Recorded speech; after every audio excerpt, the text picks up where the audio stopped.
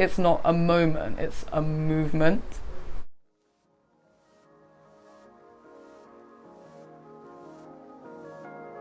Growing up in Tunbridge Wells was like definitely good and bad.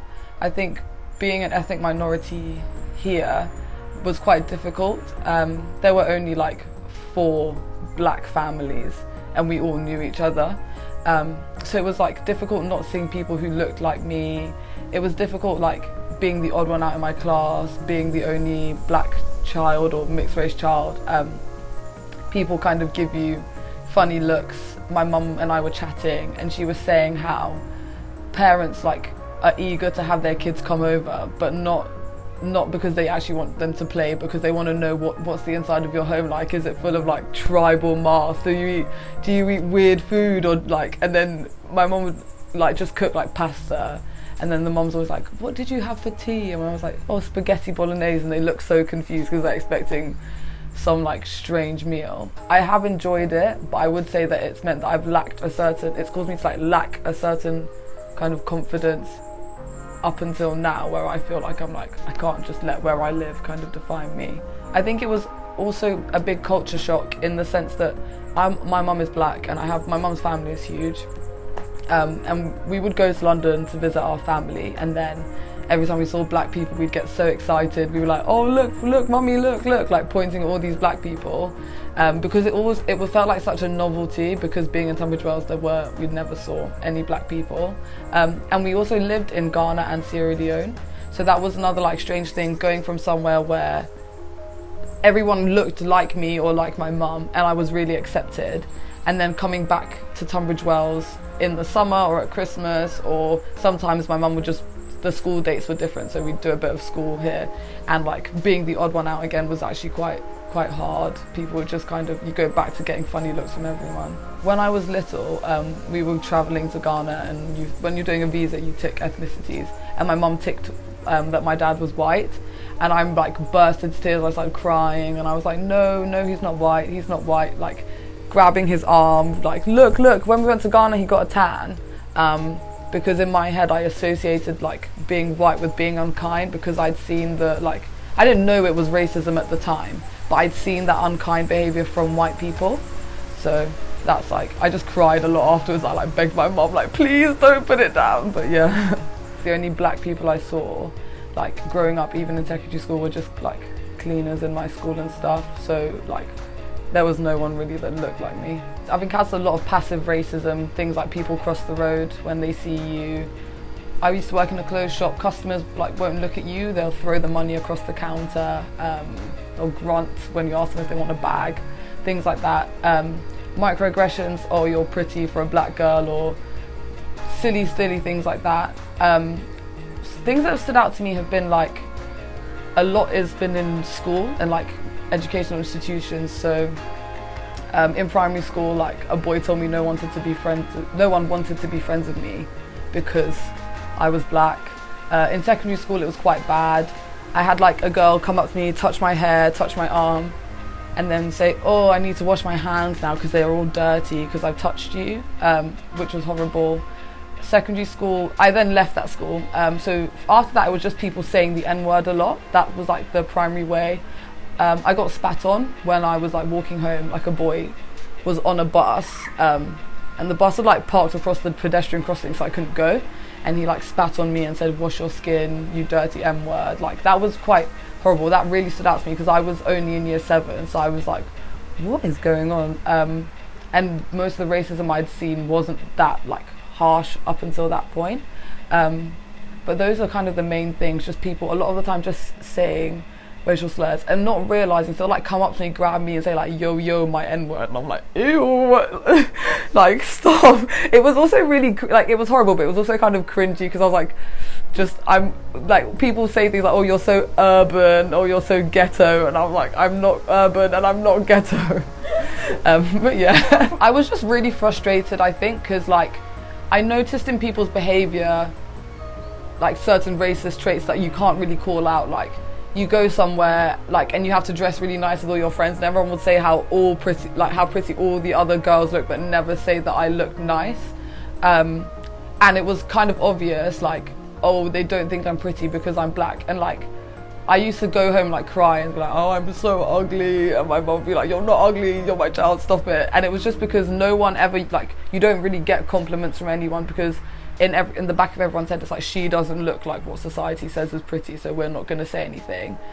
So definitely my feeling was like more hurt, I think, than even anger, because I kind of believed the negative things about myself. Like, I knew that it wasn't right for them to think that way just because of the colour of my skin, but because it was so frequent, and in a way that meant that, like, you can't always address it, it just kind of sticks to you. So I was just more like hurt and just really sad about it. Tunbridge Wells kind of needs a wake-up call when it comes to racism. You hear people saying racism doesn't exist, and that was quite like a big thing, in the sense I also was quite apprehensive. So I kind of thought, like, I want to do this just as like a show of solidarity for black people, and I think that was very much my younger sister and our friend Flo's like thoughts when we were planning it. But then a lot of people were saying this is so important because Tunbridge Wells needs to realise that there's so much racism exists here. So for us it was more a case of being like, we stand in solidarity with the Black Lives Matter movement, we stand in solidarity with black people globally, like regardless of their oppression. Like, you're not alone, you're seen, you're heard. But then it kind of became a thing where it's like, actually people need to see and realise, one, that racism exists here and something has to be done, and then black people in Tunbridge Wells also need to realise that they're not alone. Because at the protest there were so many, not loads of black people, but compared to what I had seen in Tunbridge Wells, I was shocked at the number of like black people that were there, because there were people I'd never seen in my life who I didn't know. So it was nice as well, like being able to look and see, like, wow, these people are all here and they've all had similar experiences, and they know they're not alone, and we know that we're not alone.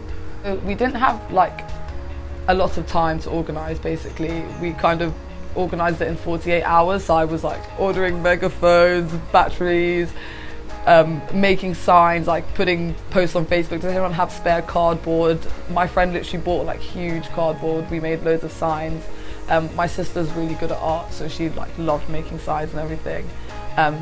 But it was surprisingly like not easy, because it was emotionally tiring, but people were so willing to help, like to make our lives easier in terms of organising it. So there was a Tunbridge March, and the guy from the Tunbridge March was a first aider, so he said he'd be our first aider. We contacted the police. Social distancing was like a big one for us, so it just meant we went to the shops and we got so much hand sanitizer, face masks, and luckily people came in like family groups, so it was easy for them to be close to each other and away from other people. And I think having 3 people who were taking on different roles like helped in making the organisation a lot easier. We had some threats as well. I never read them, and I haven't, just because I didn't want it to kind of take away from what we were trying to do, because people will always kind of be anti any social movement.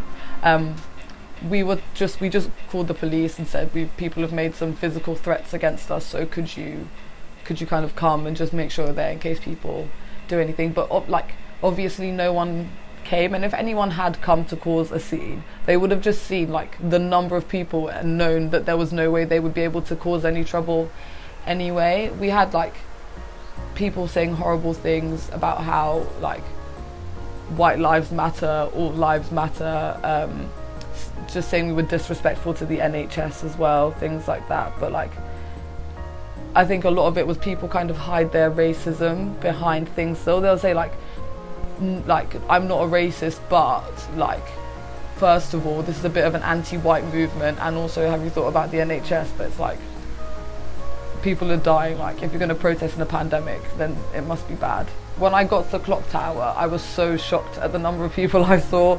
I like got there 15 minutes early expecting to see no one, and it was already really full, and I was like, what's going on? I text my sister like, Lizzie, there's so many people here.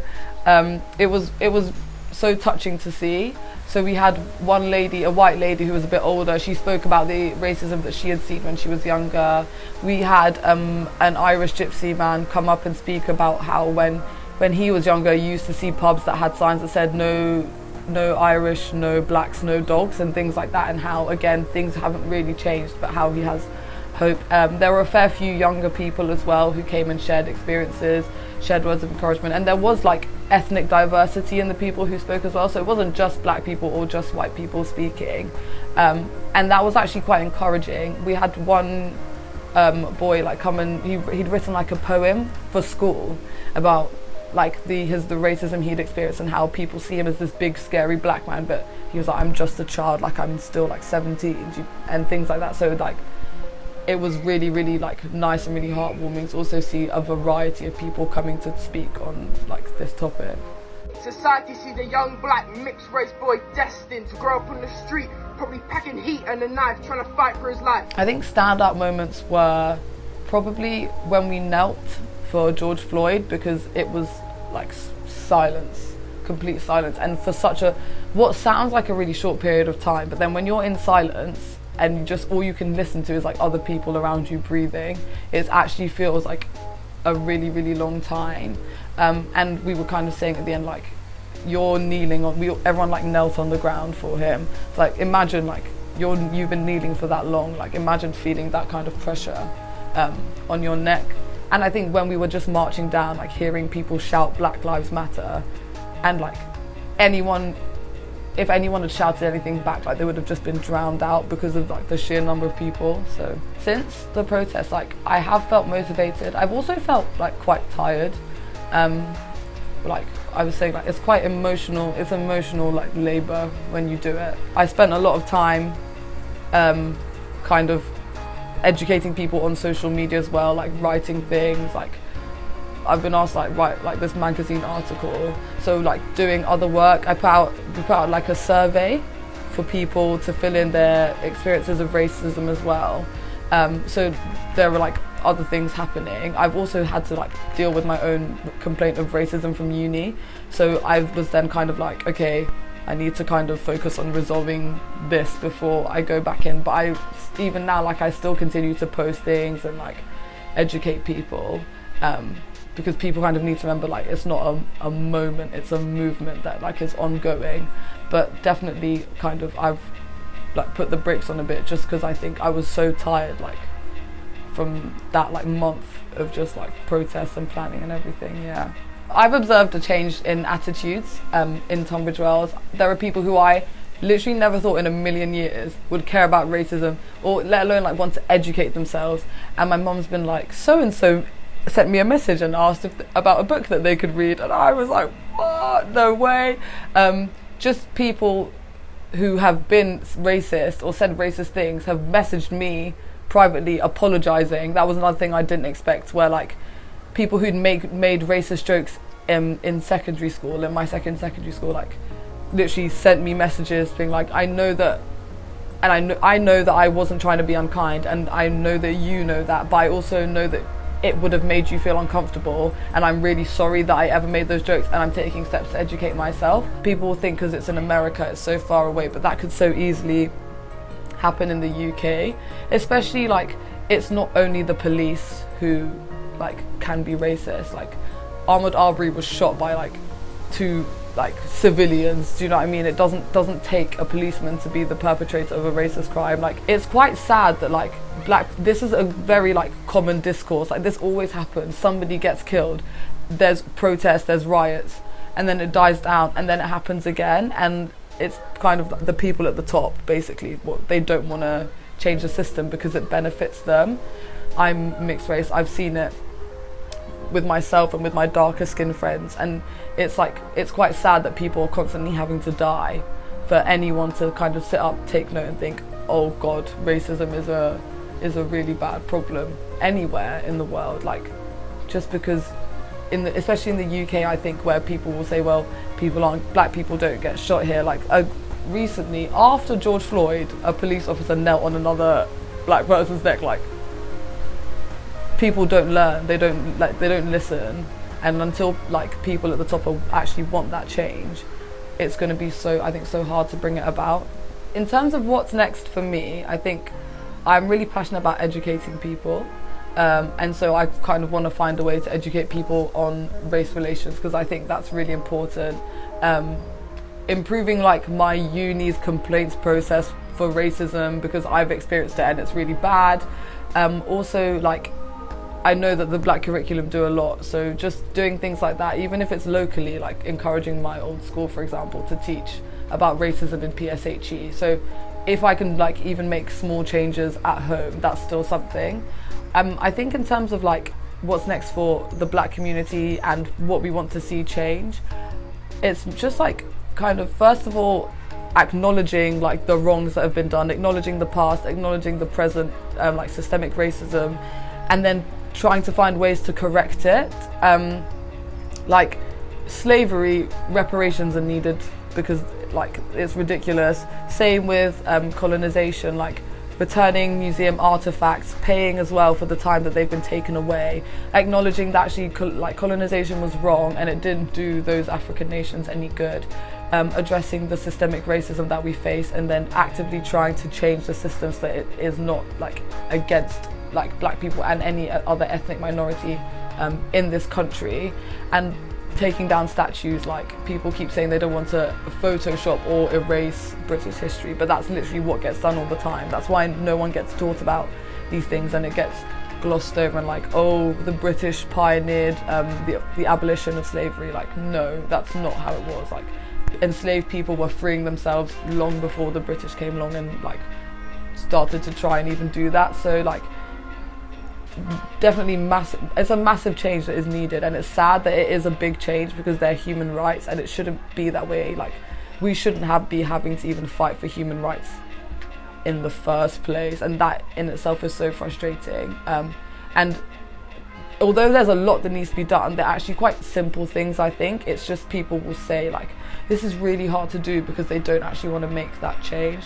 And I think like, as like black people, being able to acknowledge ourselves, like the trauma that we've experienced, and addressing our own kind of biases towards ourselves, because that's a big issue as well. Once you kind of have that self like acknowledgement and being able to be like, yeah, okay, society tells me I'm not worth anything, but I am, you're able to go so much further, because then you can kind of be like, I don't care if this like policy says this, it's wrong, and I'm gonna do everything I can to change it. So yeah.